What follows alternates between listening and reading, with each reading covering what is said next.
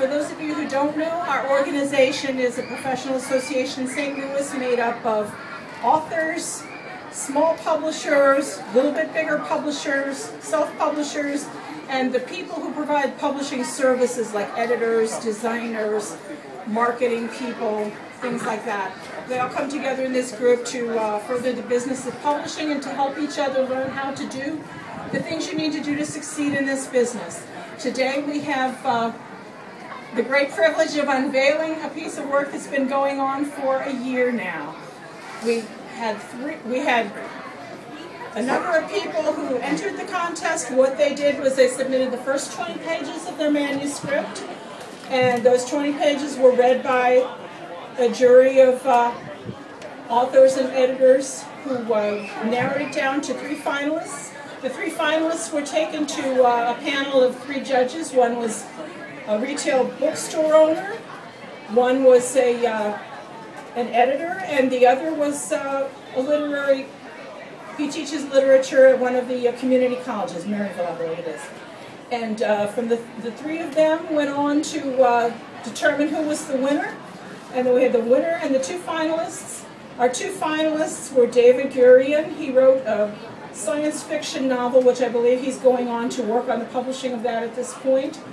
And then our other finalist was a woman named Yumin Yi, and she is working on self-publishing her book right now.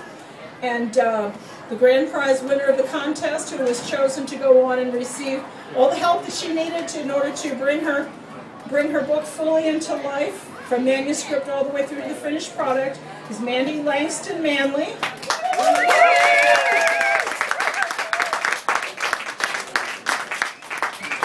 No longer just a writer, she is now officially a published author.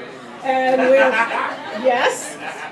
published her book, Foundations. She received editing help from Christine Frank. She received design services from me, I'm Sue Sylvia.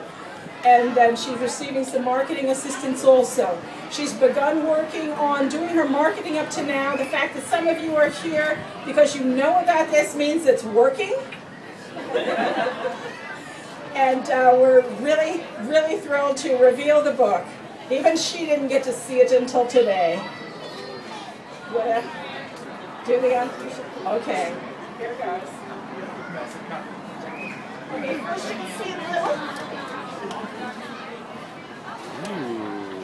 We also did a contest and we let people vote online for which of 3 covers was their favorite, to help determine what the final cover on the book was going to be.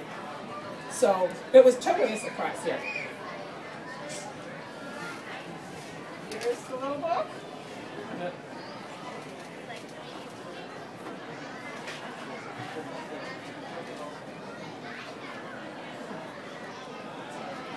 We have nothing if not fabric.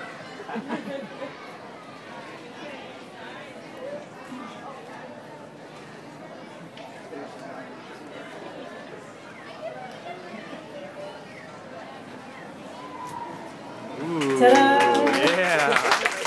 Nice.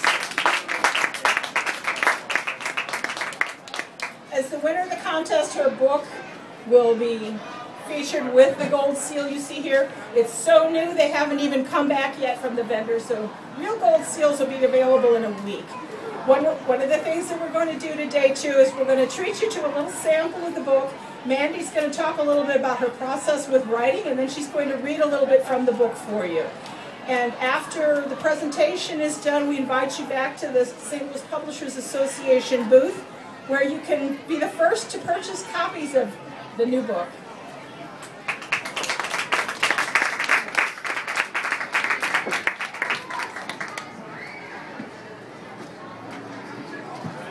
A podium, good grief.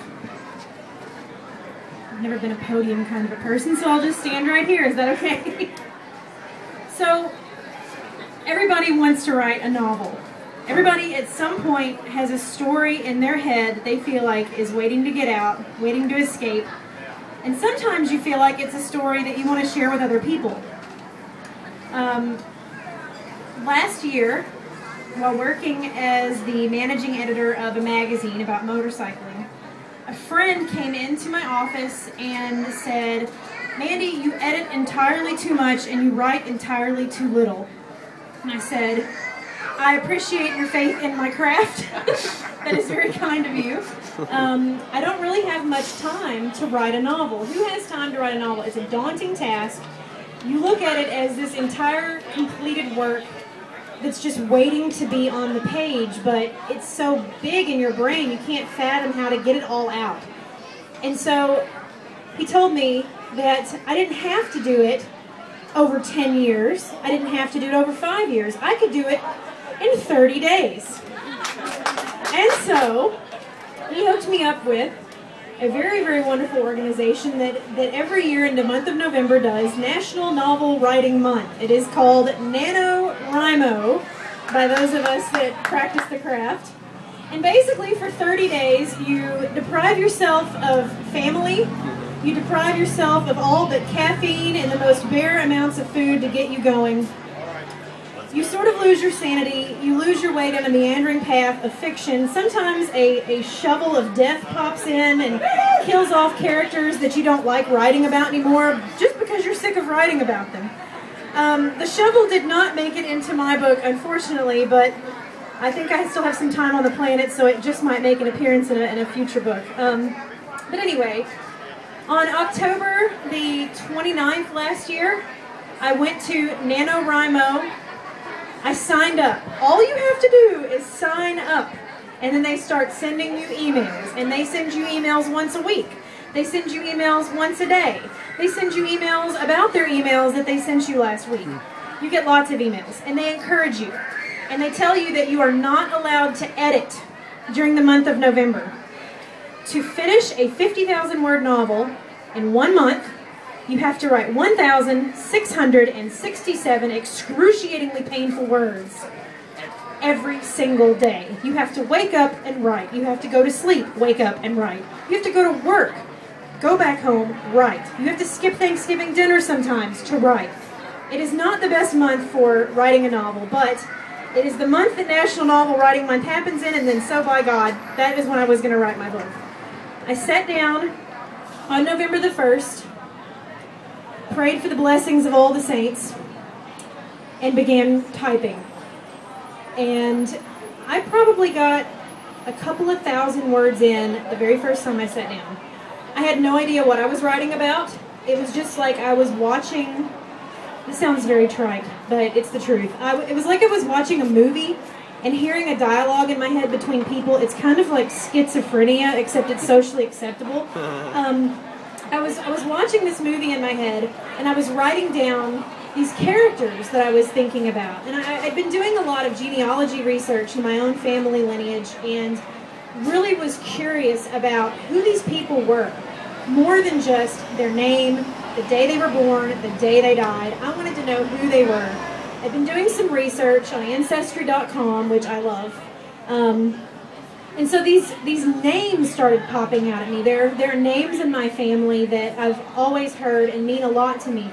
Cranford and Wilt and Schneidman, and there are just some names that have always bounced around. And I also have in my family tree, going back several generations, some very strong people that came across on ships and made this place their home. And I thought, what a wonderful story. This is something that maybe I want to work into this book. So I got about 5,000 words in, which is really not much when you think about it. It's just the beginnings of something. And I thought, what was the name of that character that I wrote about 3 days ago? I can't remember because I've been at work and I've done this. And so I thought, Mandy, you need to write an outline. You need to write their names. You need to write down what they're like, who they are, what they're afraid of. What is this person's motivation? What is the thing that they love the most in the world? What is the thing they'd be willing to kill someone for? What is their favorite flavored jelly bean? All of these things I thought about as I was typing. So I worked up an outline, and I got so overzealous. Maybe it was because I had just come back from my honeymoon with my lovely husband, Ryan, who is here today, even though he doesn't feel well. I had just gotten back from my honeymoon, and so I said, okay, lovey-dovey time is over, it's time to write a novel. So I start writing. I get 5,000 words in, I write my outline. I got so overzealous about it that 17 days into this process, on November the 17th, I hit 50,000 words.